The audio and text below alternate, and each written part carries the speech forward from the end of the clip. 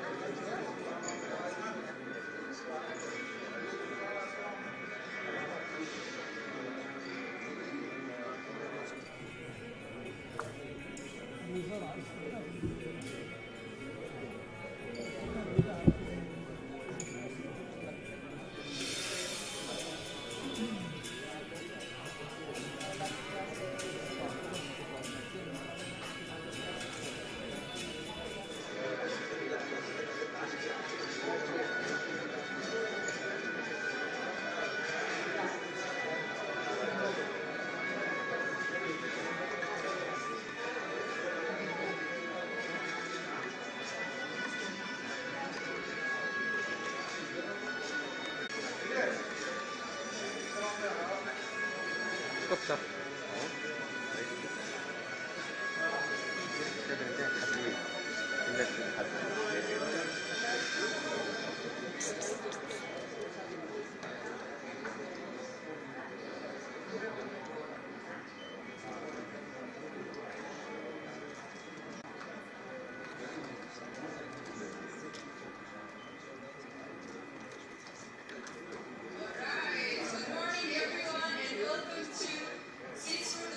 Alumni reunion!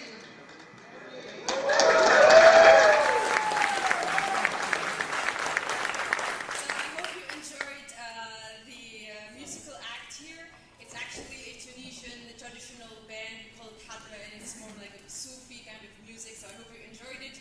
Very happy to be here, and very happy that this is actually, I was told, this is the first gathering of Abdu. First of all, let me introduce myself. My name is Ines. I work in marketing and sales, and also I produce and host podcasts.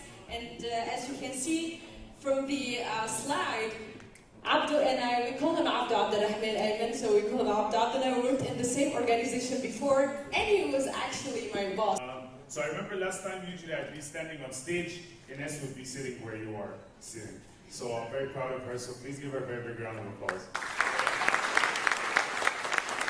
Baby steps, but we'll get to that in a moment. So I'm very happy to be back here in Tunisia 6 years later. So my first time here in Tunisia, I was actually invited by Ines. Do you remember that? Yeah, I do. 6 years ago. 6 years ago, at the time by an organization called ISEC in Hammamet. Has anyone been to Hammamet? Raise your hand, maybe. Beautiful part of the country, I highly recommend. And I was always like... He's the co-founder of Educately, an edtech startup that is rising in the MENA region and making education accessible to everyone. Baby steps. Yeah. And yeah, I do remember when he came to Tunisia actually, and I remember how much we loved lablebi. It was such a Tunisian dish. I think he loved it so much to the extent, actually yesterday we went. We went for it. Picked me up by a car and I had it lablebi at 1 a.m. yesterday. I still feel it a little bit in my stomach until now, but also a very highly recommended meal, mostly in the winter, usually. Ines was like, I'm never going to eat that. Yeah. And so I hope you guys get the chance also to that has been rising, especially in the last 10 years after the 2011 revolution, where young people, just like you are trying to change things. We're talking today about creating a better future. We're going to talk about digitalization and sustainability. And these Tunisian talents, and also within the MENA region as well, are also trying to shape this better future. And actually, after yesterday, we even went to Dot. Impressive. So Ines usually gives me a script just to make sure that I say all the right. So you are the closest. So it's around 1.8 billion people. That's a lot of people, right? How many of those 1.8 billion are young people? Who can guess? 60%. So is anyone good at math? Out of 1.8 billion, 60% would be how much? 850 million young people across the continent. And if you look at that, when we say Africa is the future, it's not just because it's a nice buzzword and because Africa maybe might have missed previous industrial revolutions and waves of development, so we say Africa is the future. We say Africa is the future because we need to visit more than 33 countries on this beautiful continent. And wherever we go, Africa, make Africa the future. And here in Tunisia, yesterday we had the privilege to visit the Dot, which is not very far from here, which is basically an entrepreneurial hub. And you'll see a lot of those across the continent that give young people the opportunity to explore and at the same time give them the opportunity to find support for their ideas. I know that maybe a lot of people here in the room sitting right now might have ideas that they want to build for the future. And these type of support structures, I would have to congratulate a country like Tunisia for having such things in place.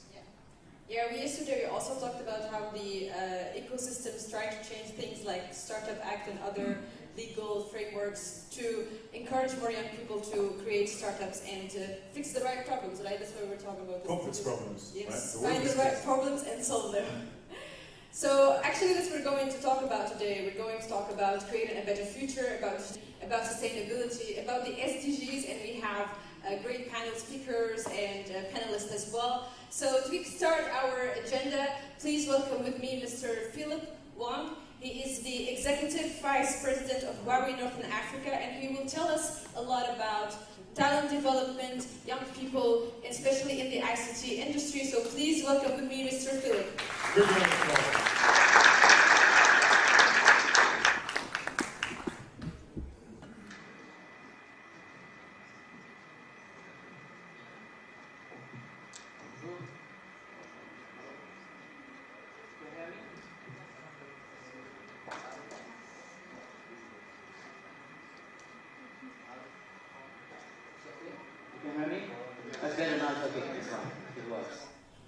Bonjour, morning, salam alaikum. Okay. As most of the people they can speak French, I will use French to make my speech. Okay.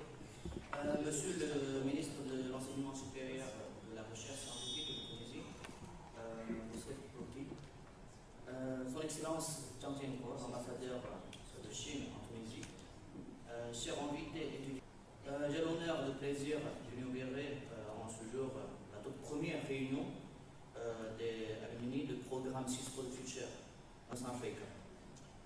Tout d'abord, j'aimerais bien partager une vision de notre fondateur, M. Ren, pour la formation des talents.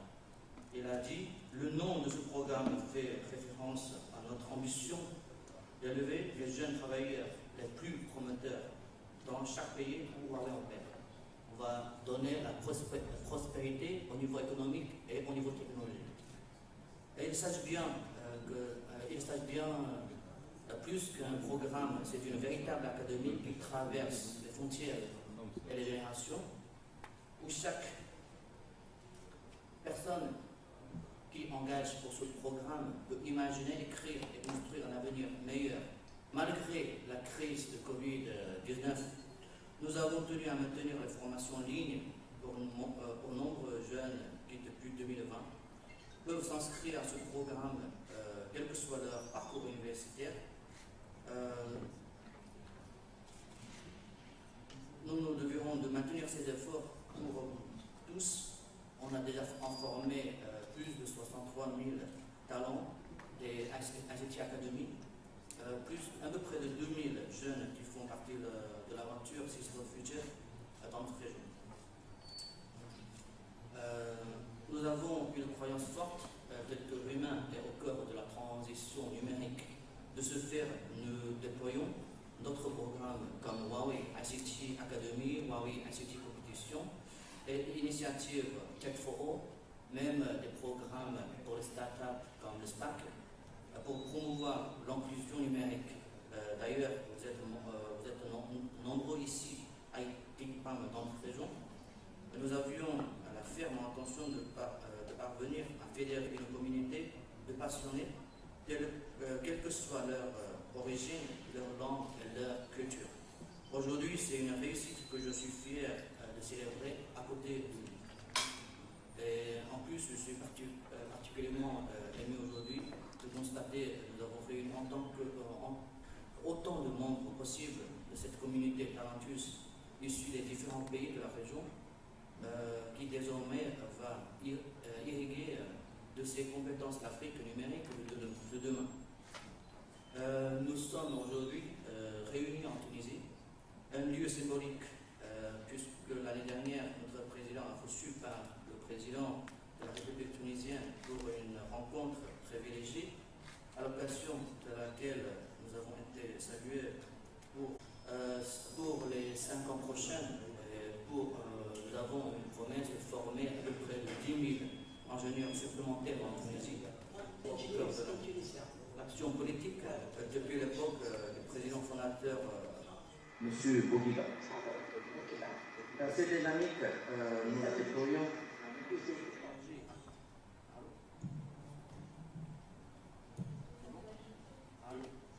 Ok. À travers tous les pays dans notre région, notre objectif est clair, créer un environnement favorable aux millions de jeunes africains.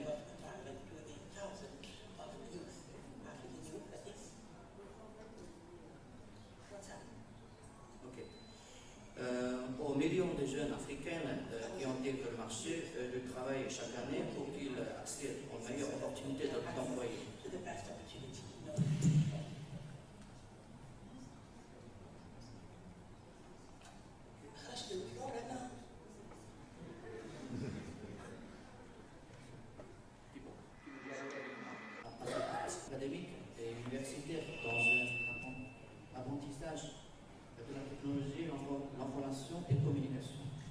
de qualité.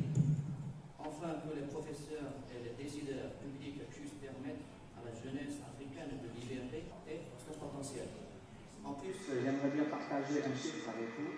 Vous le savez, après la pandémie, le meilleur dispositif pour rebooster l'économie, ça sera l'économie numérique. Et dans le monde entier, le pourcentage de l'économie numérique pour le PIB d'un pays, en moyenne, c'est 30%. En Chine, c'est à peu près 40%. En Europe, c'est 47%. Aux États-Unis, c'est 53%. La contribution de la part de l'économie numérique à l'économie totale pour un pays. Mais est-ce que vous saviez, en Afrique, le taux de pourcentage, c'est combien? Peut-être que ça va vous surprendre. C'est au-dessous de 10%. Vous pouvez imaginer, il y a un grand écart. Ça sera, donc, chacun d'entre nous, ça sera un moteur pour contribuer au développement économique de ce continent-là. Vous allez jouer vraiment un grand rôle dans le futur.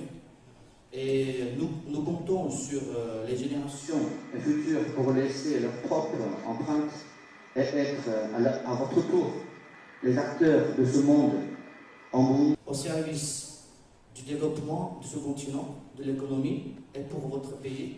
Et Huawei, nous sommes toujours à côté de vous. Merci pour votre confiance et je vous remercie bien.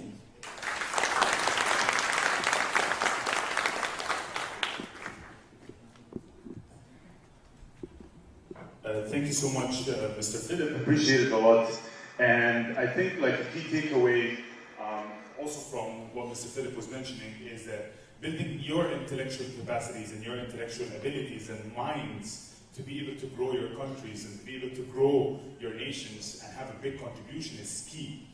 And that's why, as a founder of an education technology startup, we see the importance of that and how much that can have an impact on the type of future out of education and how much that is important. So whenever you're given the opportunity to do so, pursue high quality education.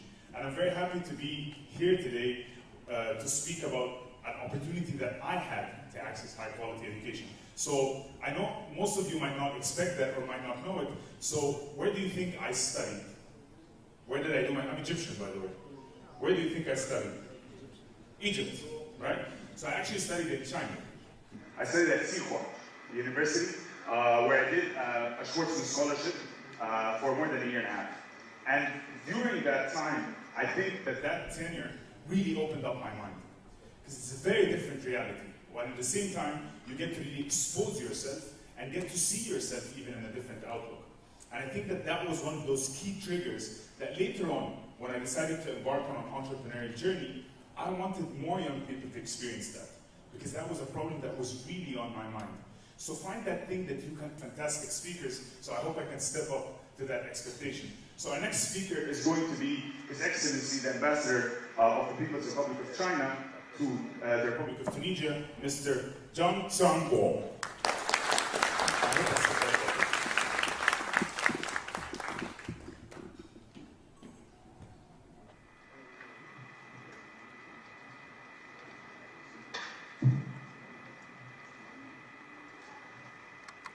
Excellence, Monsieur Monsef, Bourtir, ministre tunisien de l'enseignement supérieur et de la recherche scientifique. Cher Monsieur Philippe Wong, vice-président de Huawei pour l'Afrique du Nord. Mesdames et Messieurs, bonjour. C'est un grand plaisir pour moi d'assister à cet événement pour discuter de l'avenir de la numérisation avec le président des universités et des jeunes venant de 29 pays d'Afrique. Huawei a choisi la Tunisie pour organiser la première réunion des anciens, ce qui reflète non seulement le rôle important que la Tunisie joue en matière de l'innovation numérique en Afrique du Nord, mais également les efforts persistants de Huawei pour former les talents numériques en Afrique. Mesdames et Messieurs, l'économie numérique mène un nouveau cycle de révolution technologique et de transformation industrielle et est devenue un nouveau nouveau moteur pour faire face à l'impact de l'épidémie et promouvoir la reprise que la croissance durable.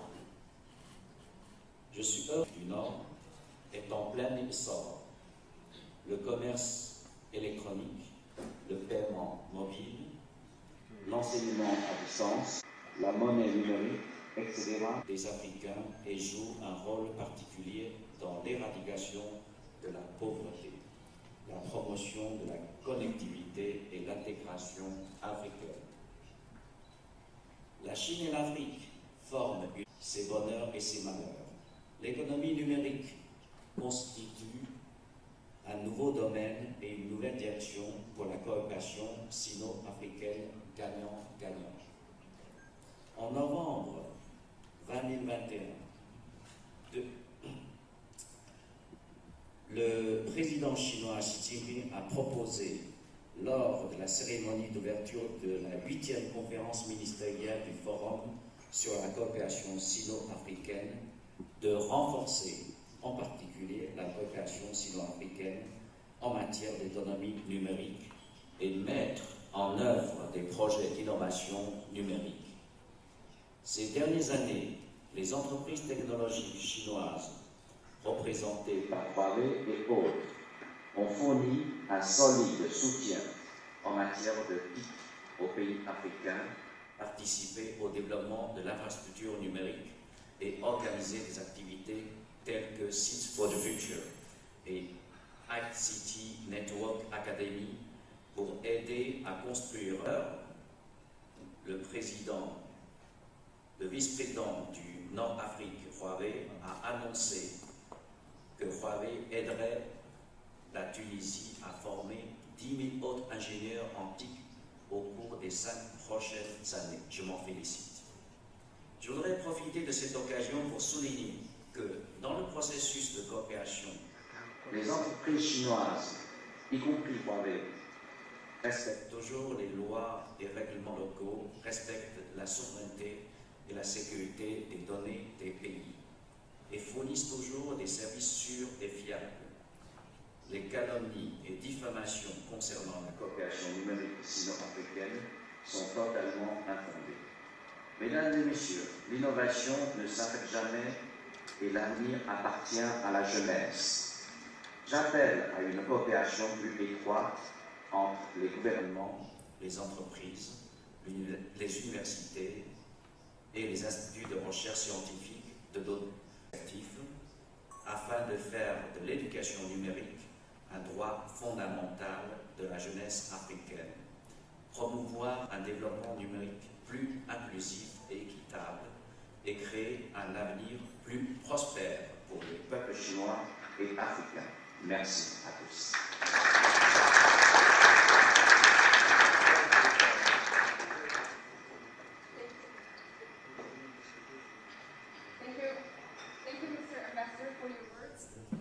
As a Tunisian, thank you, Mr. Ambassador, for your words again. As a Tunisian, I'm proud to see the collaboration and the cooperation between the two countries. And indeed, you were talking about the young talents of Tunisians, and I remember back when I was working in ISEC, I remember that the Tunisian talents, they were really demanded in different markets, but also in the African continent, visits there, and we saw the different cooperations, and we always talked about the collaboration, this China-Africa collaboration that exists not only between the countries, but also between China and the African continent. You also talked about the scientific research, and in that sense, I'm happy to welcome our next speaker, Mr. Moussa Boukdir, who is the Minister of Higher Education and Scientific Research in Tunisia. Please welcome Mr. Moussa.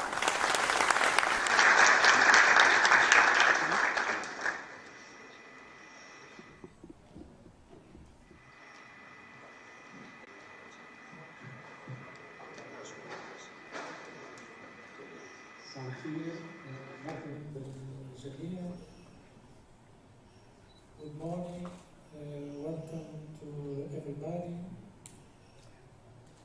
Son Excellence, Monsieur Zhang Jianbo, ambassadeur de la République populaire de Chine en Tunisie. Monsieur David Wong, vice-président de Huawei Technology. Monsieur Philippe Wong, vice-président exécutif de Huawei, Northern Africa, chers représentants de Huawei Technologies Tunisia, chers étudiants, chers invités et participants, chers collègues, messieurs, mesdames et messieurs, je suis ravi d'être parmi vous aujourd'hui pour cette cérémonie d'ouverture du forum de la réunion des anciens du programme Huawei Seeds for the Future. Juste pour moi, j'ai assisté le 15 novembre 2021 à la cérémonie de clôture pour les programmes Seeds for the Future et ICT Academy, et qui a aussi été l'occasion de renouveler avec Huawei la convention Seeds for the Future pour la période 2021-2024. Le forum d'aujourd'hui, qui a pour titre Coming Together for a Better Future, ou encore Ensemble pour un meilleur avenir, est une occasion pour nos jeunes de s'inspirer et aussi de rêver. Merci de m'avoir invité à cet événement et je remercie encore une fois Huawei d'avoir choisi la Tunisie pour organiser cette première édition. C'est impressionnant de voir que ce forum des anciens du programme Huawei Seeds for the Future a pu rassembler presque une centaine d'étudiants et 25 enseignants de plusieurs pays. Toutes mes félicitations. Chers anciens, en ces temps caractérisés par des rythmes et des changements rapides, maintenir des connexions et des contacts devient de plus en plus important. Ce genre de réseau vous permettra de rester en contact avec vos amis et vos connaissances après avoir fini votre stage. Un réseau fort et global peut promouvoir les connexions et l'échange et peut accompagner dans la progression de votre carrière. Au ministère de l'Enseignement supérieur comme le centre de notre système, tout est établi afin de lui procurer les compétences dont il a besoin pour mûrir et devenir un bon citoyen qui participe au développement de son pays. L'activité internationale que procure ce genre de programme, dans ce contexte, je lis une position essentielle dans notre stratégie. En effet, le ministère de l'Enseignement supérieur et de la Recherche scientifique soutient la mobilité internationale des étudiants et de tous les membres de la communauté universitaire. Il a d'élargir les opportunités disponibles dans ce domaine. Notre ministère offre et œuvre à augmenter l'internationalité et l'interculturalité sont d'une importance centrale pour la formation d'un bon citoyen. Et ensemble, nous pourrons relever les défis d'un monde de plus en plus globalisé d'une manière productive et pourrons façonner ensemble l'avenir. Nous croyons que la mobilité internationale permet aussi de bâtir des relations durables entre les individus, les peuples et les nations. Elle représente un élément de support au développement économique, mais aussi elle contribue. Je profite de cette occasion pour affirmer notre ambition de fructifier davantage des bonnes relations entre la Tunisie et la Chine et d'aboutir à une coopération consolidée entre nos deux pays. Nous sommes satisfaits du niveau de coopération avec la Chine et nous pensons que entre les autorités tunisiennes et chinoises et entre la communauté académique et scientifique des deux pays. Augmenter bien évidemment les relations entre les universités et bien évidemment pourquoi pas aller vers le jumelage de certaines universités qui pourraient bien sûr booster la coopération dans ce domaine. Je pense aussi que de nouveaux partenariats scientifiques entre les universités des deux pays pourraient déboucher sur des projets académiques intéressants et nous espérons qu'une partie de ces projets concerneront les études postdoctorales et de recherche.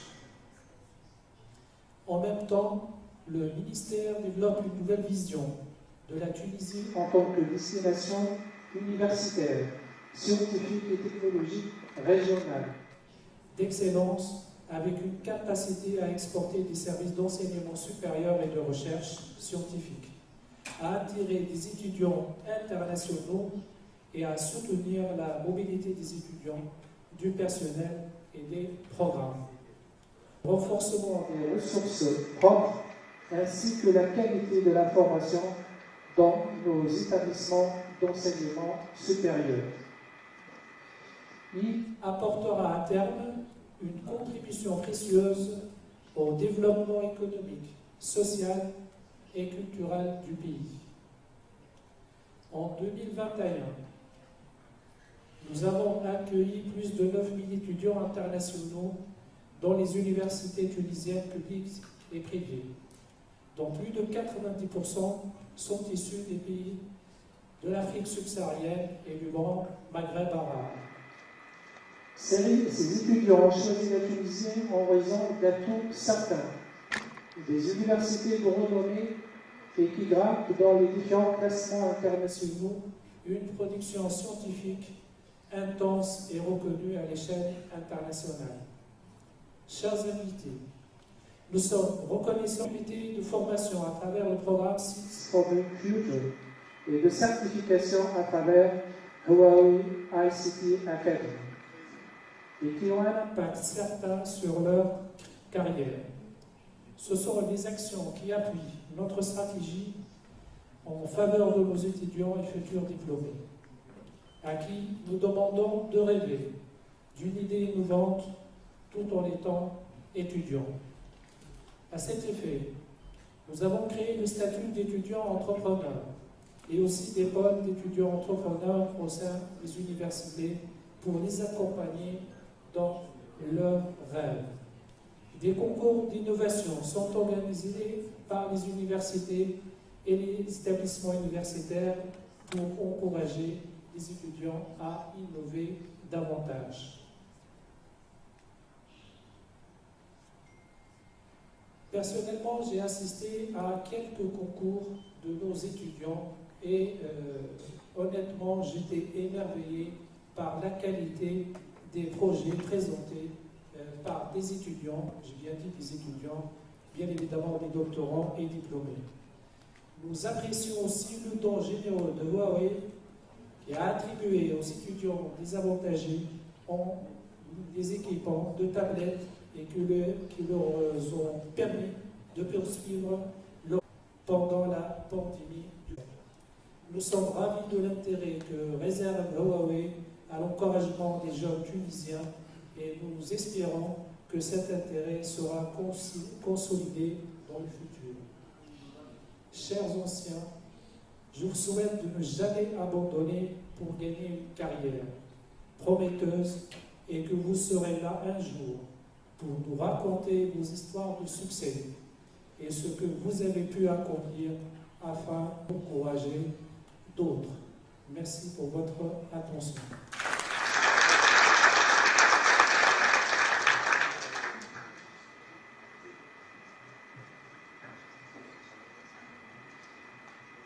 Okay, so thank you so much, Mr. Monsef. Great words and great thoughts on some ideas. But before we reflect on that,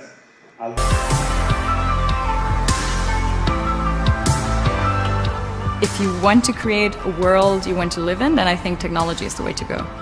Working in tech and tech innovation is a really exciting field because you get to have this feeling of creation.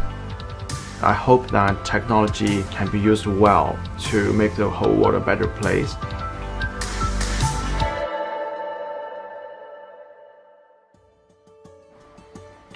Personally, I like challenges. And the future of technology would be a future of dealing with old and new challenges. I just cannot wait being the person providing the technological solutions to help us build an even better world. I'm currently doing a 2B business, so I'm mostly selling cloud products and services to enterprises. It is really exciting to be able to create something and see it work. I'll be soon moving to Shanghai to pursue my career in New York University, Shanghai. I'll be working at the library as a web developer. The project is about online education service. Right now I'm working for a startup in Singapore. It's an international trade and fintech startup. Right now there's so much happening in technology. I'm super passionate about all things entrepreneurship and sustainability. Seeds for the Future is a program from Huawei. It's global and I joined the German one last year. There were a lot of stories and myths surrounding the company, and I was just curious about this world and I wanted to know about this tech giant. It's a program that is designed and created to tackle the need for talent that is well versed in the ways of technology. This is a great opportunity.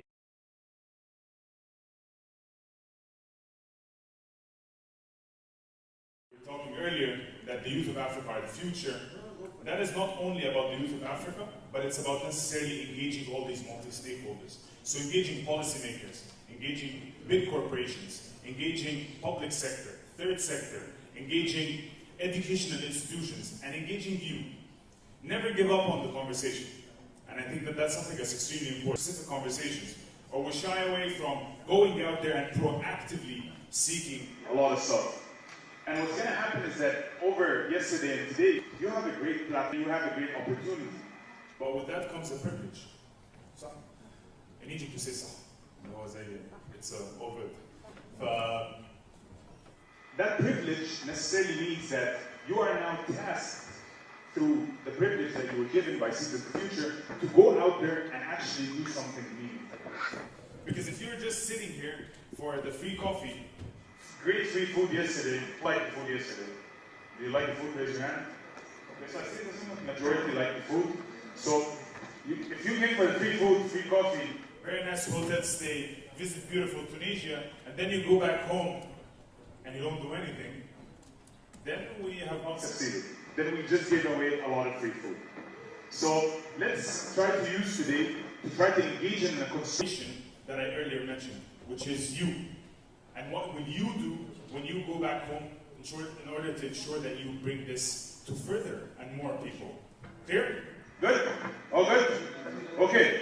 So I'm very excited to introduce this next session because I think it's going to be also very engaging, very proactive. We're going to have some fantastic speakers that are sitting, and fantastic panelists that are sitting right here in front of me. But it won't be me that will introduce them or host this panel.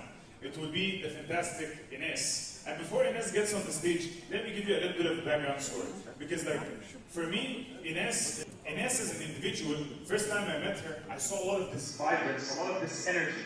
A young woman that really wants to break stereotypes and create something for her own. And I know that sometimes these type of individuals are faced with dogmas, right? Or are faced with social stereotypes of some sorts. But I've seen Ines over the past couple of years really break a lot of those stereotypes and transform a fantastic young woman leader that is a role model for a lot of women in our region. So I urge you deeply to have a conversation with Ines about what she's been capable of building in the past couple of years and her fantastic podcast. And now I'm going to welcome her back on the stage so she can welcome her panelists. And thank you very much. See you later at the workshops.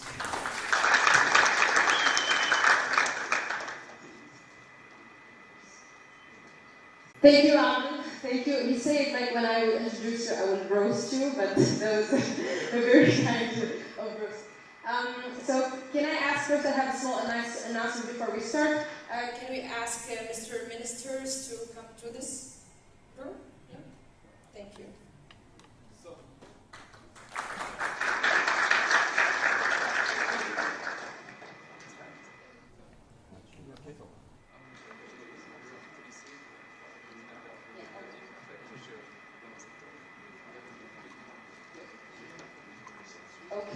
And with that, we're going to start our panel talk. So I'm very happy first to welcome the panelists. So first, Mrs.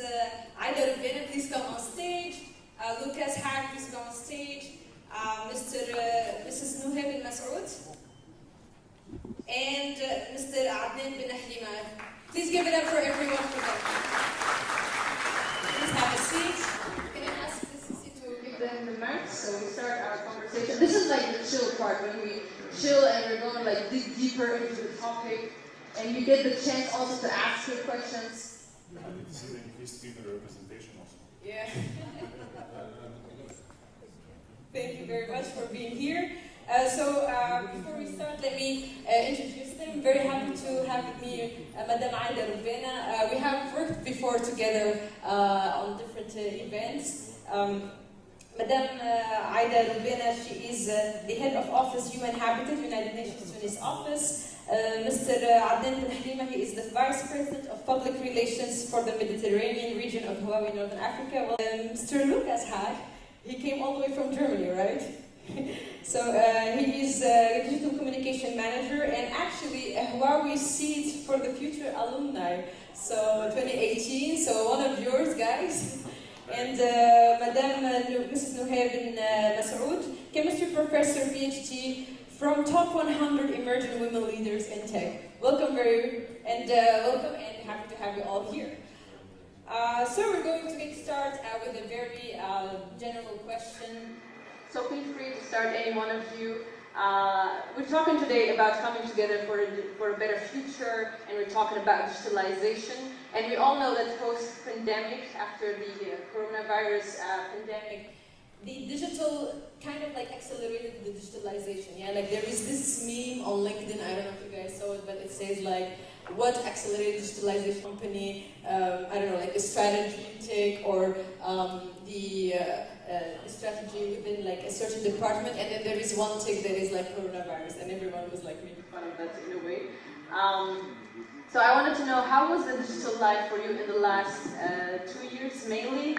What were like your highest high, or what are the lows? How did you live with that? How did you cope with that? Just to start the conversation. Anyone can start and then give it, yeah. All right. I mean, during COVID, with everything being digital, I mean, we all experienced it, I guess. You could be in a meeting, in a lecture, in a business meeting, from your bed, basically. You could just have pants on. That's also a meme on LinkedIn, I remember.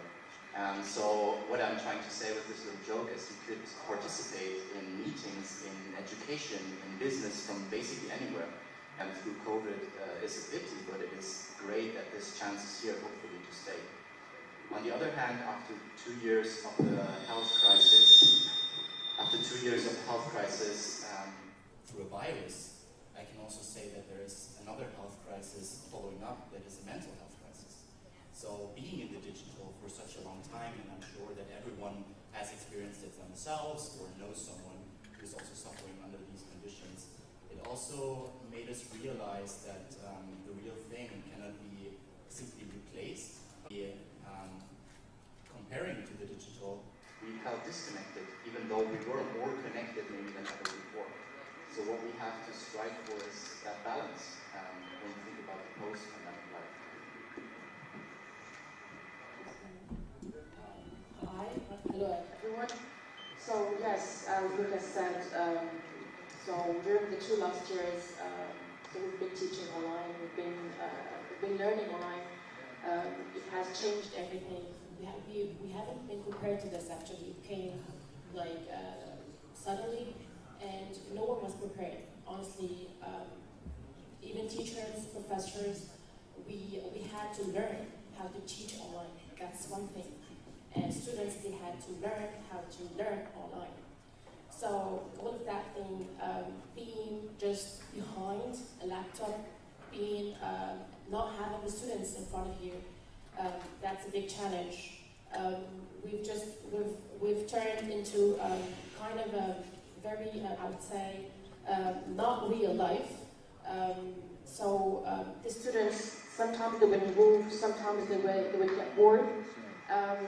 I cannot say that digital life it has enhanced the teaching, even if we were more connected actually with all the tools, but it has, of course, its outside advantages, but in another hand, actually, we struggled actually for having students that were less concentrated.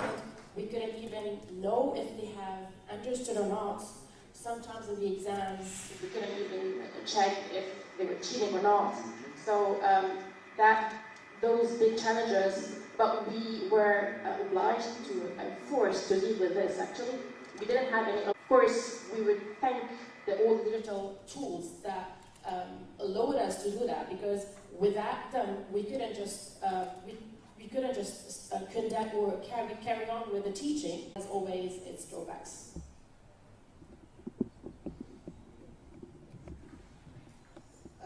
Yes, thank you, first of all, Ines. I want also to say that as a UN civil servant, as a UN agency working on cities and towns, we have also discovered that many cities were also disconnected in Africa, of course in Tunisia as well, and with the COVID, what we were saying as a digitalization wasn't a dream for many people. So we discovered, as Madame was saying, that many students were also disconnected, and we began to do, and thanks to Wong, we also try to find ways to connect students, but also people, but also male. Welcome again to overseas. I'm very happy to see all of you.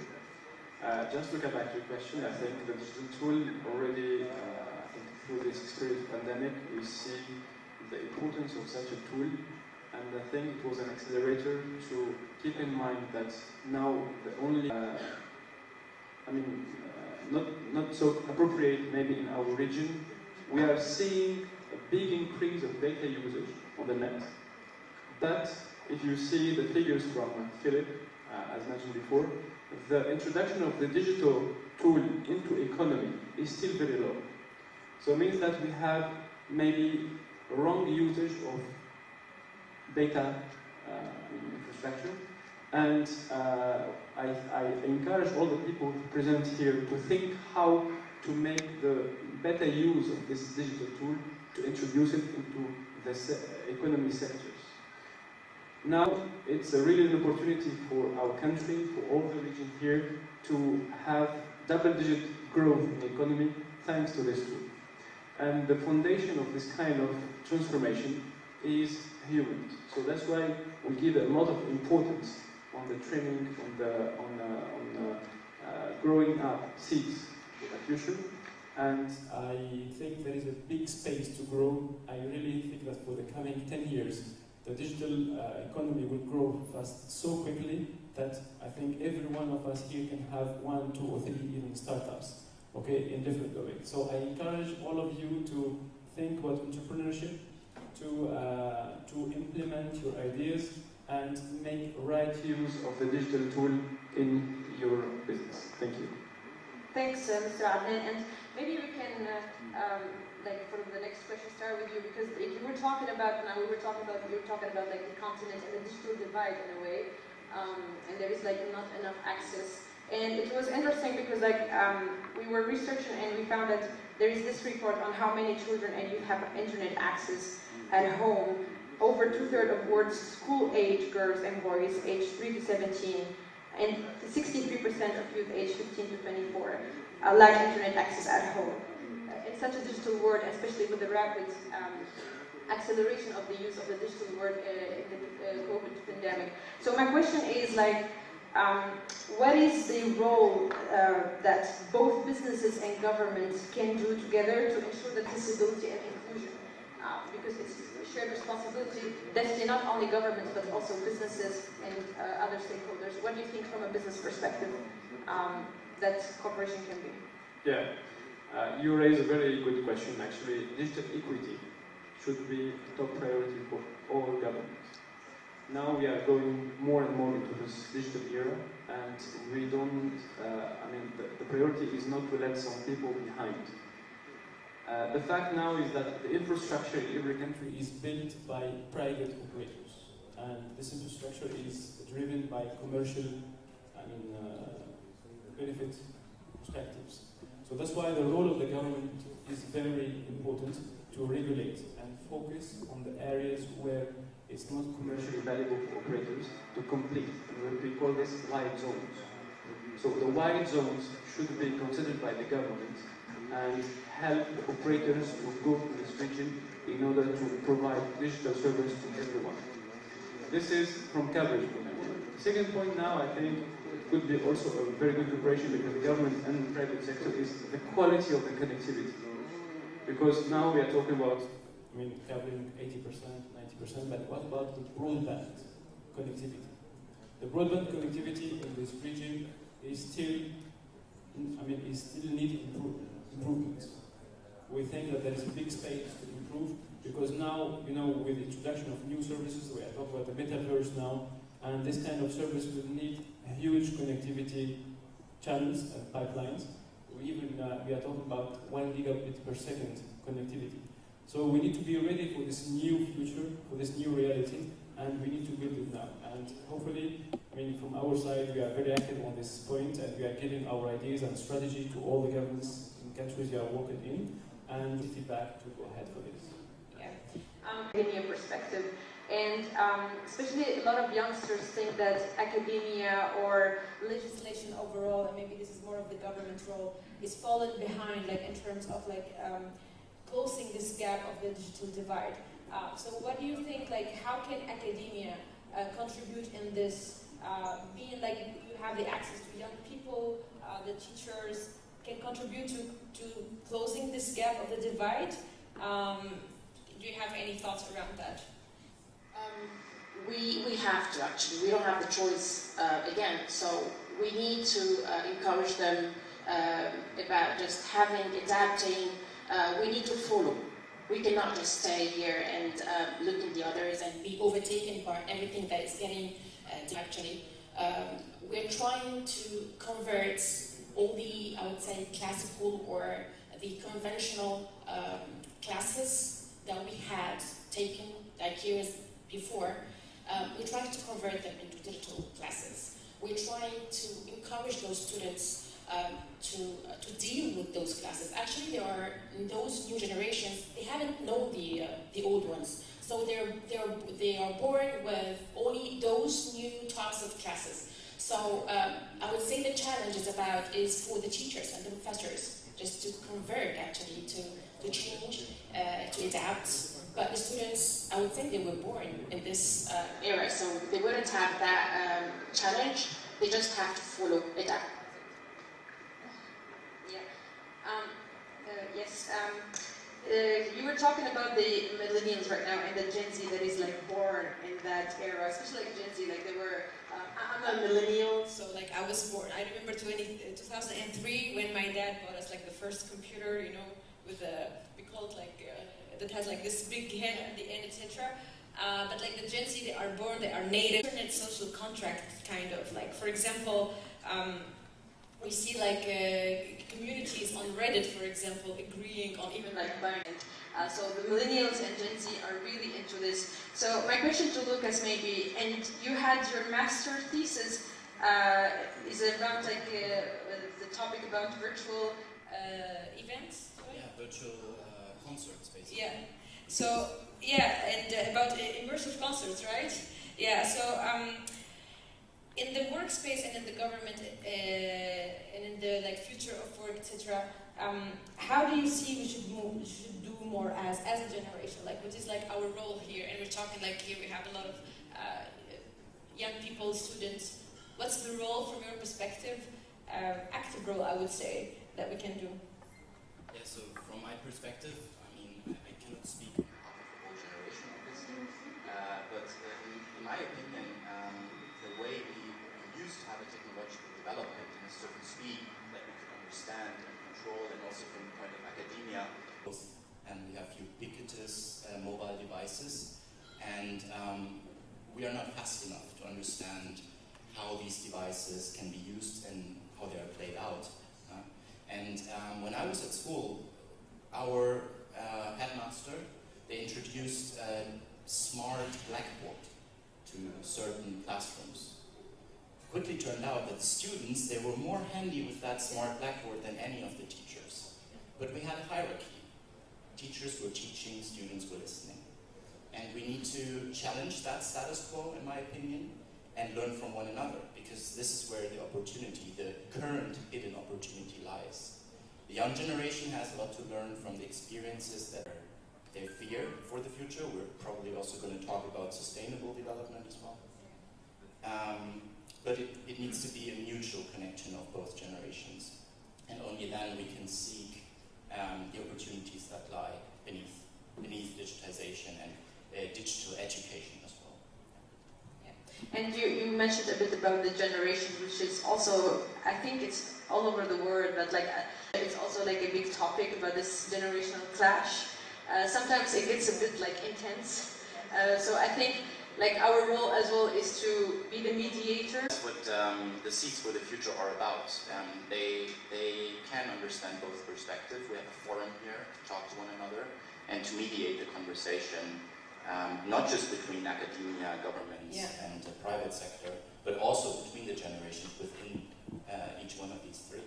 Yeah, and out of curiosity, why did you choose that theme for your thesis, immersive concerts? So before the pandemic, I was on an exchange semester.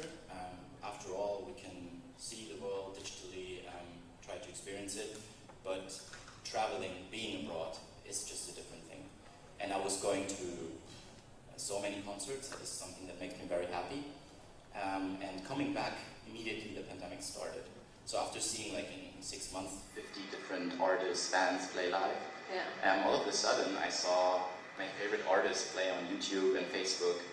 And that should be an opportunity, right? We have digital tools and we have a pandemic. A cool opportunity to bring concerts online. To make them also accessible to everyone. But it wasn't the real thing. And everyone soon agreed. And I mean, that is also partly, in my opinion, where the mental health crisis stems from. And then I just wanted to know why.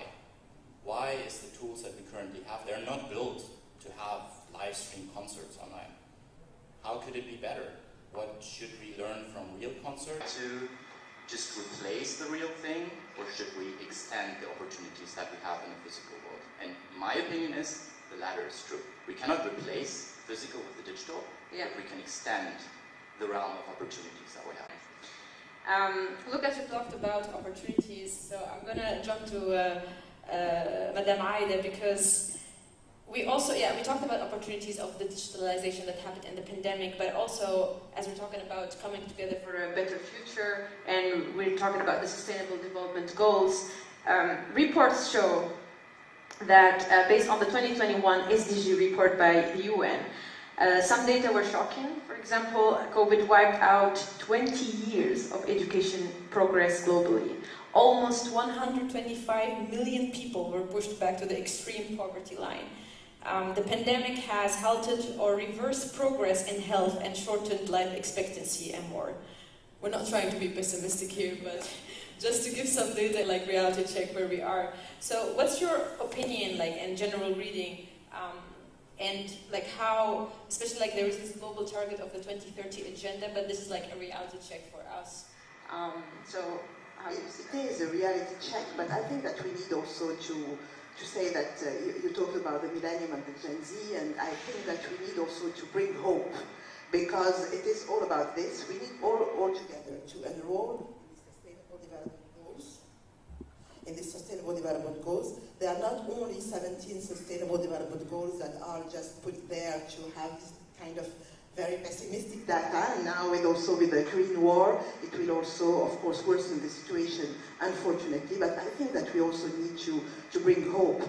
As a matter of fact, in CAP that could maybe not be able to come to the campus, and these are really concrete things, and of course, the digital is better, and as Thomas was saying, it cannot replace, of course, the physical presence, so we are doing it and expanding also the chances. So I can say that we really need to bring hope and to think outside the box, always, because we need to be more flexible, to bring other solutions, and to be all together. We have only one planet.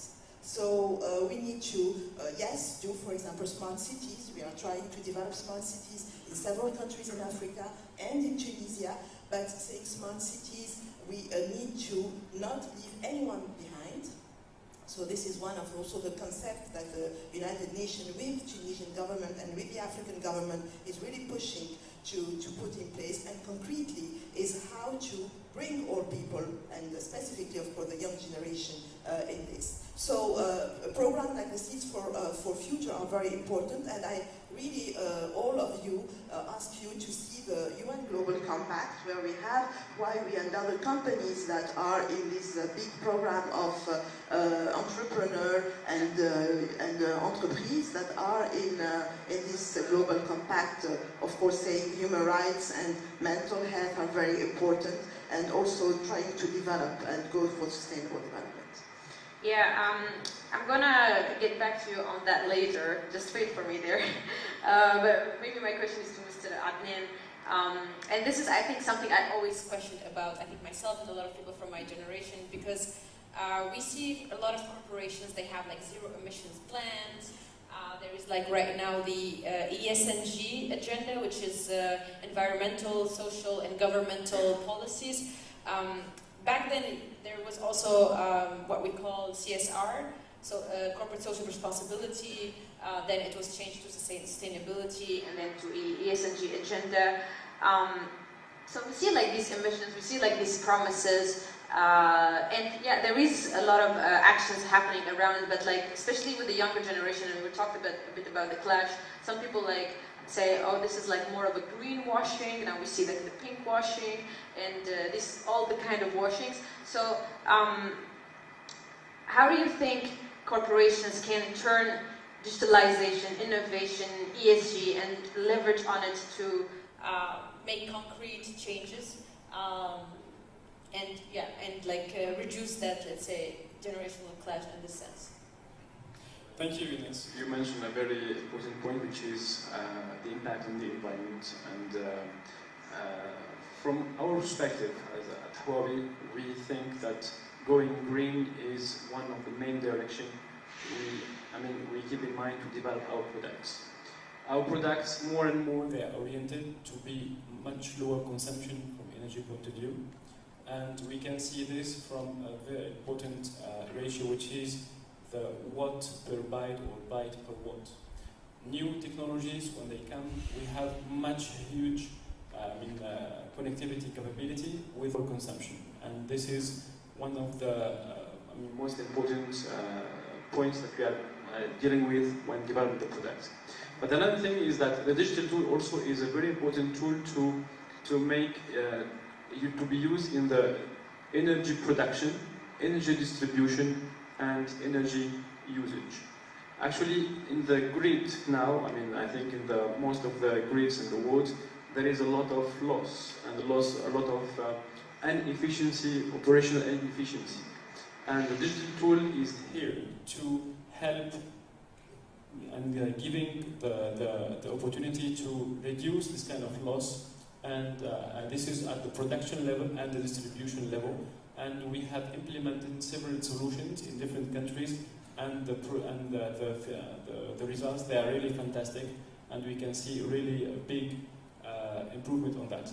Last point maybe I will mention is the growth of consuming of energy, but also we are developing a lot of things around this, especially for the cooling technologies, and power consumption will be reduced from this point of view.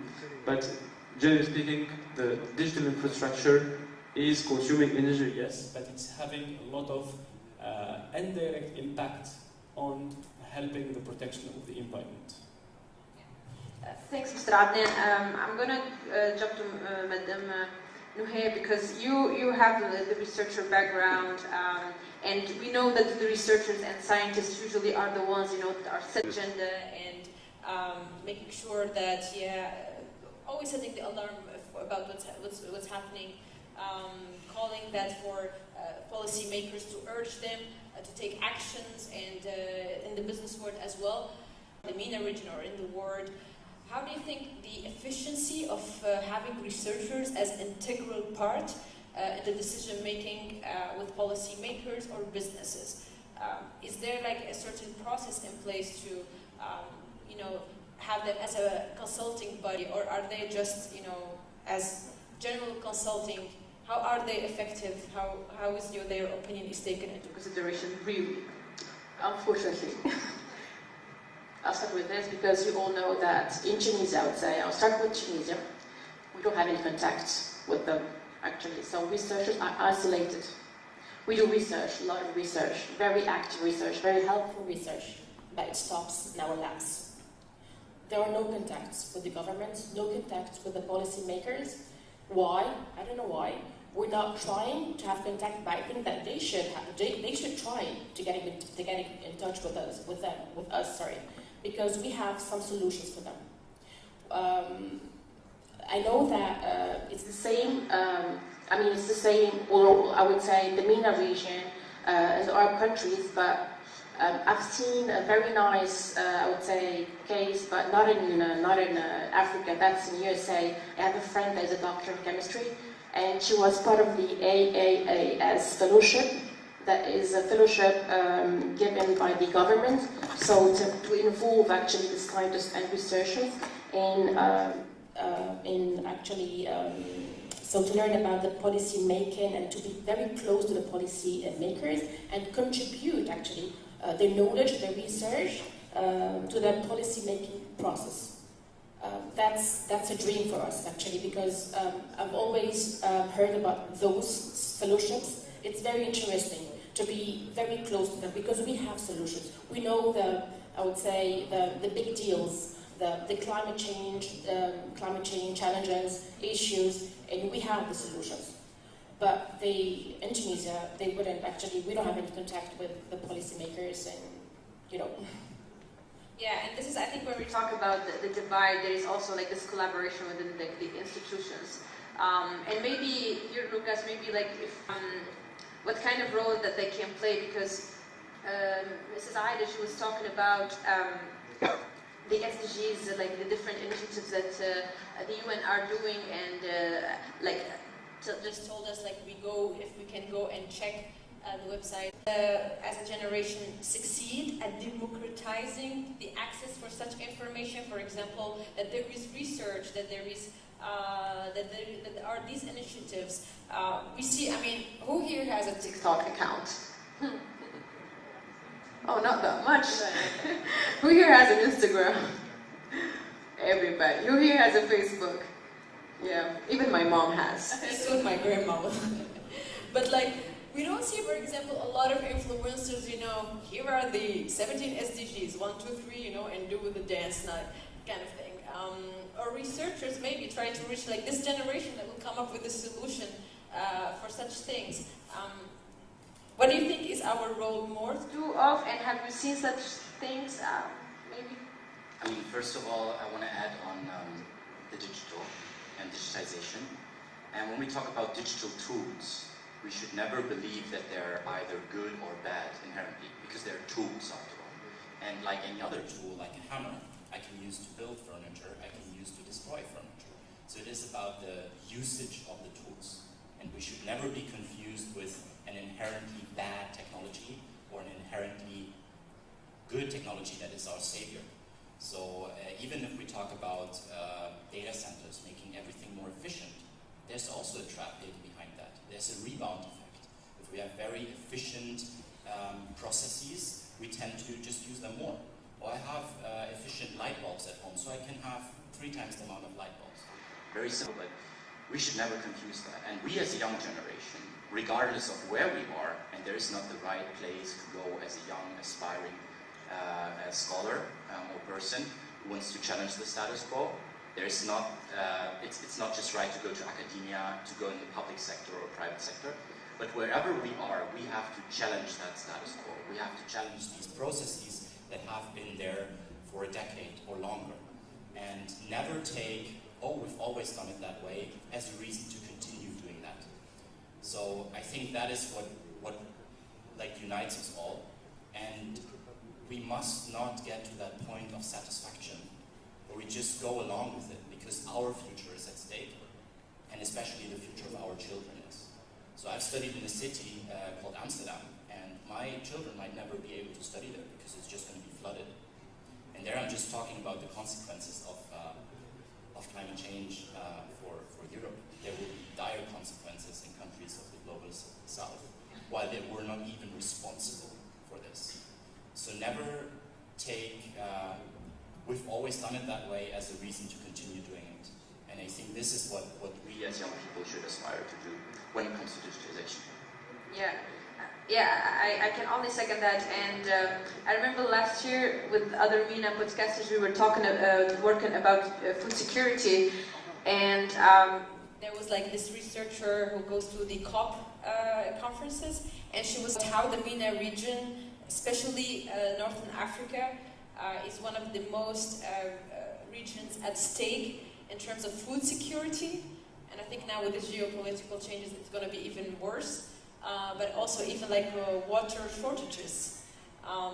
So yeah, like what you said is 100% true, and that's why like I think not only there is a digital divide, but also there is a divide in terms of like collaboration between the different perspectives, like young people, academia / researchers, businesses, and civil society.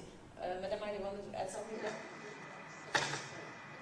Yeah, just to add something, every one of us is, I mean, really I can second what you say, and also saying that these kind of forums are very important, because every one of us here in this room, and I mean, we granted because tomorrow will be, I mean, I would not say worst, but every one of us has here an opportunity and has also the responsibility to be the voice. Because we are here for 2-3 days, it's very fun, nice to be in Tunisia, but every one of us here has the responsibility to be the voice in his or her community.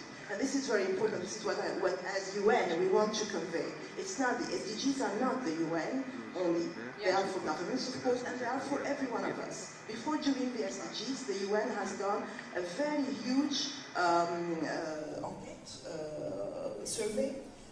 And for example, for Tunisia, we have done it with 10,000 young people to ask them how do they see their future and how do they want to change. Responsibility of all of us. It's not that, okay, we are here and it's something that is done in New York or whatever. It is something that we can in all African countries. And it will be, of course, worst, unfortunately. So we need to find solutions differently using the digital as a tool, as Luca was saying, it is both sides. It can be a very good tool, and we have very good startups working on this, Tunisian startups, young Tunisian startups. It's good to continue to work all together on this. What's the missing link, Madam Aida, if you think, if you talk about the solution, what do you see like the missing link or the thing that we should do more of? To create better solutions. You said, for example, using also social media, influencers. That's right, that there is no TikTok, but it is also the responsibility of young generation maybe to see if it's possible to do something around that, because we don't have it. Also the responsibility of academia to be with us, because the academia, there are some platforms that are working on sustainable development. You talked about social responsibility, corporate social responsibility. We are now working in Tunisia with 13 banks to try to bring them to sustainable development in the country. So I'm very happy also to be working for Tunisia and of course for North Africa and Africa. So I will encourage more and more advocacy of everybody, and this is what I said, it's the responsibility of all of us to talk in our community and to try to do something, even if it is for one person. And this is what is very important. Yeah, because it gets overwhelming at some point, right? And then we take for granted like little steps. Cool, so we actually got some questions from the audience in the Ask Me Anything section. So I will start with Mr. Adnan. One of the delegates here, we will not say your name or where you're from, don't worry. One of the delegates here asked you, what solutions do you propose to reduce the digital divide in Africa? He already anticipated our talk. We talked about it a bit, but maybe if you can summarize the main solutions for that. Look, the situation is different from country to another one because, you know, the digital coverage is also depending on some other prerequisites. For example, in some countries, energy availability is a bottleneck to provide digital services. And for that scenario, we have solutions for this. We have standalone solutions that can produce their own energy and provide the service locally. But except this kind of bottleneck, which are specific to some scenarios, I think it would be mainly relying on a government strategy to provide the service for all the citizens and guarantee the digital equity. And of course, this is a cooperation between the government and the private sector, because government will not only invest but give a direction through regulation and through laws. Okay? And the private sector should follow, but our role is to give them the tools and the solution for every scenario, because there is specificities sometimes, and also we don't need to have huge investment for a smaller request. So that's why our portfolio is quite big to answer to all these scenarios. And we are deploying this, for example, in some countries like Ghana or Mali. We are providing some solution, they call it Rural Star. Okay, and this kind of solutions, they are dedicated for rural areas, and we saw really very impressive results, because people now they are enjoying the telecom service and the internet service, which was not even imaginable several years ago. So digital equity, our slogan in Huawei is provide service every organization anywhere at any time. Okay, so this is our slogan. Our product and solution orientation is going to this way. And of course, to reach the final result, we need an ecosystem cooperation from end to end, governed by regulation, by law, operators by investing, and providers like us by providing the right solution to the right scenario. Just maybe out of curiosity, as a follow-up question, with the current context of the world, how do you see that is a priority, not only for Huawei, but like for businesses? What do you mean by the current situation? Like the global situation, geopolitical situation, etc. Yeah. How do you see like the digitalization agenda is being really effectively pushing forward? Look, the digitalization process is triggered worldwide. This is a trend that is going too fast all over the world. The only question that we need to ask ourselves, at which rhythm we should also progress, because this is unavoidable. And the only difference is the rhythm is different from country to another one. And in order to make use of this digital tool, we need to prepare scenarios. That's why at my first intervention, I was talking about the good usage of the digital tool. In our region, we have a lot of usage for entertainment, for social media, for etc. It's good. I don't have any objection with this. But we need to use this correctly for our daily life, for our economy to grow it up, okay? And I think the best thing is to talk about scenarios. For example, if we define one scenario, for example, for health, for example. You know, in Africa, we have a lot of problem areas, they are not covered by doctors. I mean, for health is a big issue, but in some other areas, we have a lot of resources for doctors and health specialists. Technology can help for this. And the scenario is very obvious. So maybe if we can take this scenario and invest on it and make it brilliant, and then the ecosystem will grow up. Same thing for transportation. For example, now the main points of the country, which are the ports and the airports, for example, if I take Tunisia as an example, are very important for the economy of a country. So if we make a focus on digitalizing the airport and the ports, you will see the impact on the economy, and you see the impact on the user experience as a touristic country. Okay, so defining scenarios, okay, and then prepare all the prerequisites from infrastructure point of view to push this is the role, firstly, of authorities, and then private sector will follow. Okay. And the most important is we have the right people and the talents to do this, and I'm very happy that here we have a good example of these talents. And again, I say that there is a big opportunity for all of you. You are lucky to be in this domain because the future is yours. Thanks. I really like how you broke it down, because like sometimes you hear like from the generation and the students, they might think that no, digitalization is not a priority because, for example, you think about how we can integrate that into different fields. Okay, can we go to the next question then? Yeah, this is a question to Madame Aida. So how can we Africans try to overcome the structure issue faster in the future? Structure, yeah. I mean, to end this structure, if possible. What I can say definitely is that I mean, being in the digital, in this digital era is also a very big opportunity. So being the most closer, having these tools, if you are of course educated, because as you know, many persons in the African continent unfortunately are not. I mean, the rate of people that don't have education is still very high, improving but still very high. So it is also a matter of exclusion. So we really need to work closely as UN. We work closely with governments, but also with the civil society. Civil society has a very important role to play. And also, of course, academia, education is very important. And using the digital tools in these kind of structures will improve certainly the way that and will also make us go faster to the development. Working on water shortage, as you say, on agricultural problem, as you say, with the geopolitical situation now, it is very important to be aware that we can, go to or also enroll in civil society if we are not enrolled in the government, with the government, to try to find solutions using also the digital tools. Yeah, definitely. And I think civil society is also somehow an accelerator for talents to be like entrepreneurs. For example, Abdul was the co-chair, was in civil society, then you have a co-founding of a tech startup, and also in businesses. Like leaders in businesses or executives later on. Cool, thanks Madam Aida. We go to the next question from the audience. Yeah, so this is for Ms. Nohe. What is the responsibility of women in technological development, and to what extent their involvement can impact our societies in the education of tomorrow? I'll start with the Tunisian women.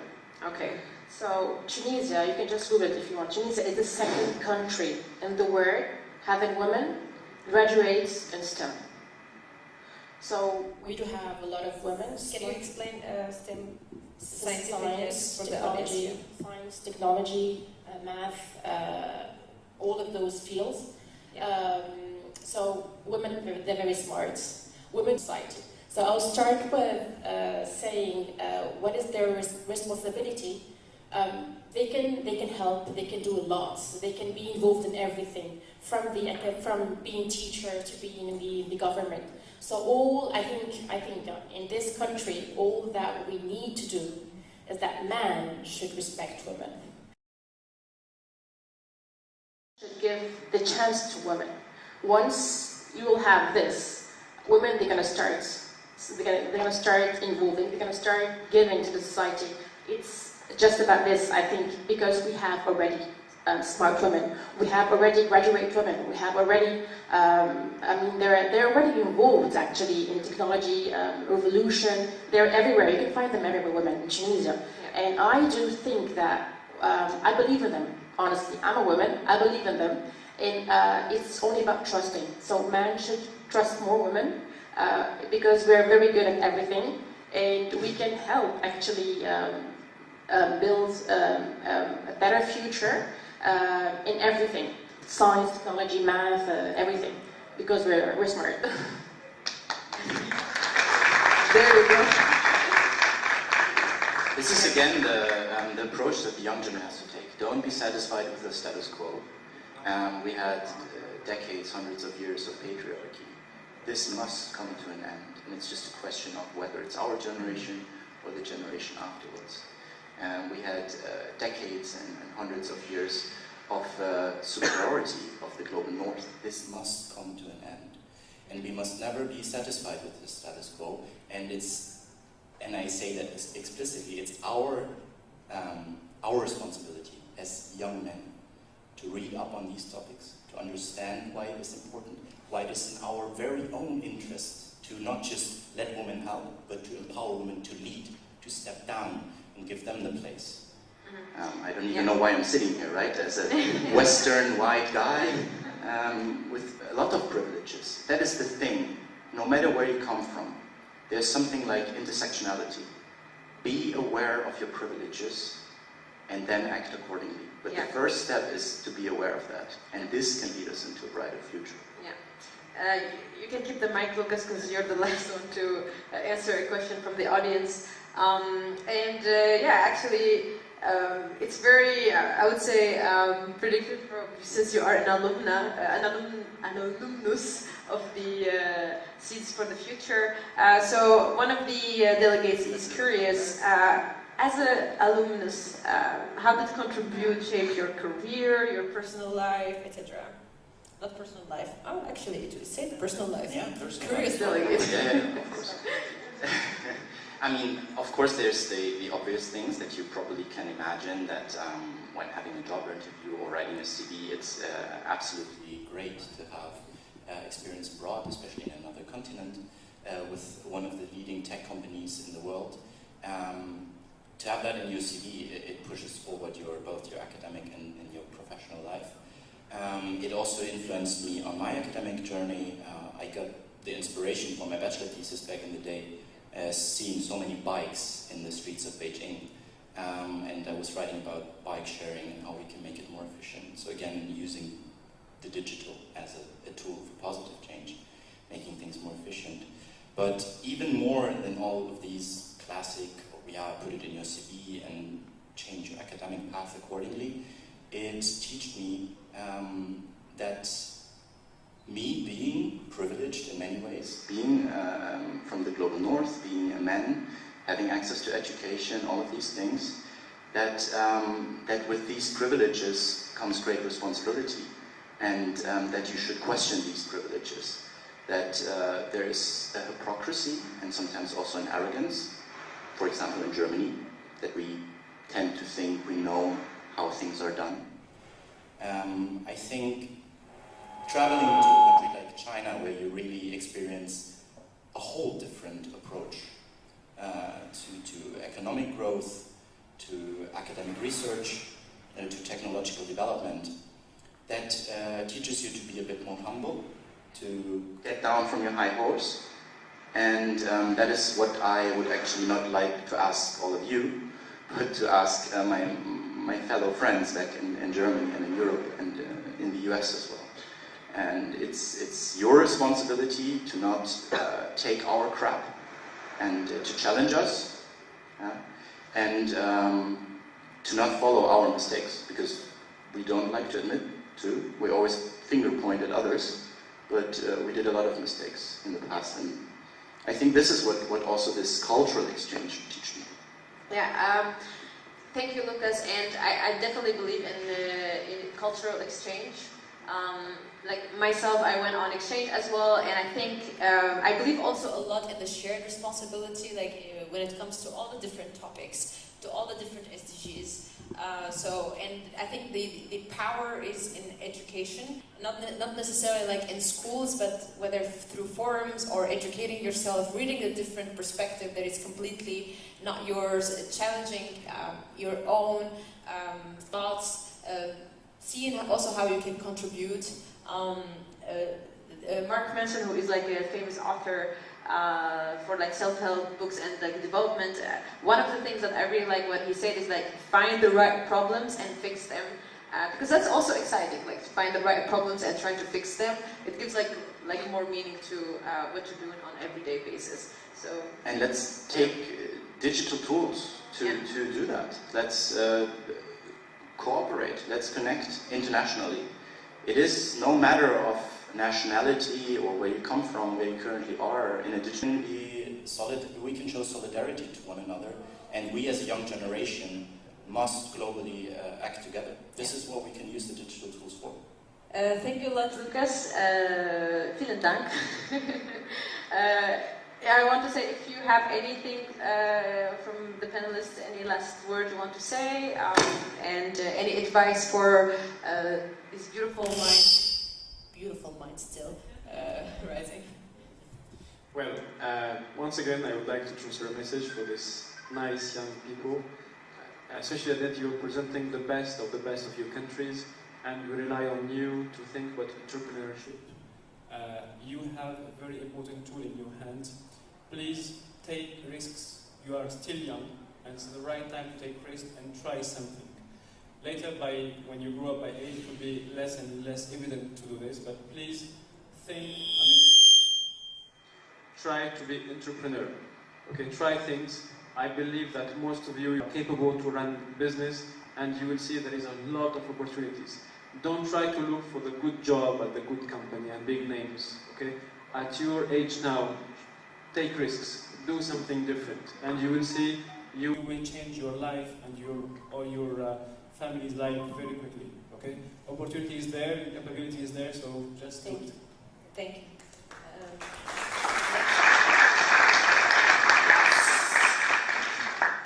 Final word from a teacher. So I would like to add something for all of you. So congrats for being part of this program. So you're all fellows, starting from the day that you have finished the program. As Ines said and Lucas said, you're not here just for fun or just to spend a few days that are really nice in Tunisia. You are responsible, starting from today, to being responsible to give back in your country. So today you're going back to your country and you need to give back. So whatever you have learned from this program, you need to give back. You need to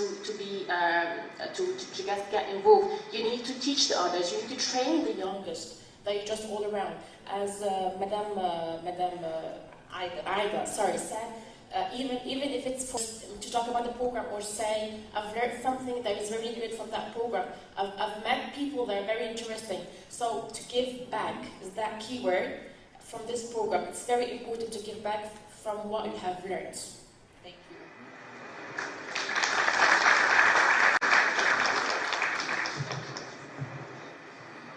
Right, exactly. I will say exactly the same, saying that there is hope, give back, and also your responsibility to be on this sustainable development world, and to try to continue using these digital tools for good, for social good. So thank you. Thank you, Ines. All right, and with that, we close our panel talk. I hope you had fruitful ideas and insights. So give it up one last time for our panelists, and you can approach them. Also, make sure that you interact with one another, and we have some guests who are also entrepreneurs and in the support structure in Tunisia. So yeah, thanks a lot, everyone. And I think now there is a photo time, so I give it to Dabo. Please give it up to your chair. Thank you very much for the session, and I hope you guys took a lot out of this. I look forward to hearing a lot from your thoughts on some of the content and discussion, and hopefully we can take this back and we can really turn this into solid gold. Next session is we're going to be having photo session. I want to, if I could ask if our panelists, if you don't go anywhere yet, I just need the CC to come clear the seat. And then we will have a photo session here. So please, craving your indulgence, yeah, we're going to be here. And we're going to try to get everyone to take a photo with you all. I also want to invite our VIPs as well. Please join us because you're very important for the photo session. And then I would invite everyone to come here and we can take a photo session together. So hold on, we're going to have a group pictures. Just I want them to clear the stage and then we can all come up here.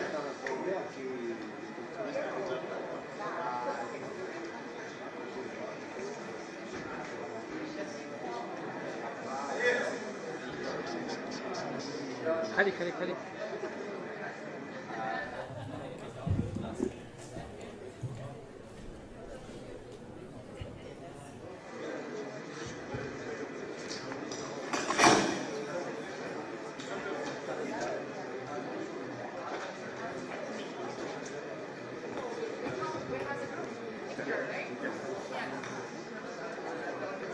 Can you start making your way to the stage, everybody? Thank you. Yes, can you start?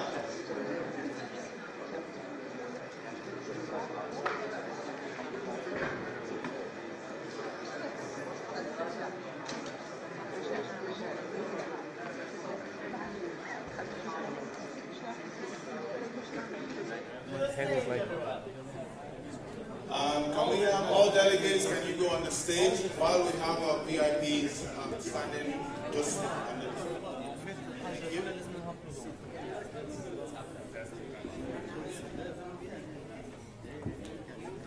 I would, with no disrespect to anybody who is shorter, I would please invite that the shorter people stand in front, and if you're taller, please move to the back. I mean, you... All Icebreaker guys, everyone in the room who is not doing something, please join us. Everybody in the room, if you are not doing anything important, please join us on the stage. That includes those lovely two people on the corner, and the people on the side. Yes, please join us. So, again, to the people on the stage, if you're a bit shorter, please move forward. If you're a bit taller, move to the back. Thank you. Thank you very much. I not see you, so, you know, find some way to come to the front. Yes? Okay. So we are about ready. My photographers, are you ready? Okay. Sorry, I'll just be here. I'll be here.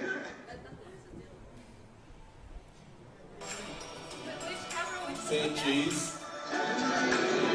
Okay, let's look at that camera to the right. Alright? Say cheese. Yeah, to the right. Say cheese. Happy face. No, do a happy face. Yeah, happy face, yeah. Yes, and is there a camera to the left? Let's follow him. Oh, there's another camera there. Oh, let's go, wave your hand, middle. Following. Yes. Cheese. Cheese. Happy face. Okay, to the left now. We're following you to the left side, left perspective. Yes. Let's look at the left. Yeah, that's good. No, I mean everybody, not just me, yeah? Cheese. Cheese. Another cheese. Okay, cheese. Thank you. Thank you very much, everyone. Yeah. For the delegates, quickly, for the delegates.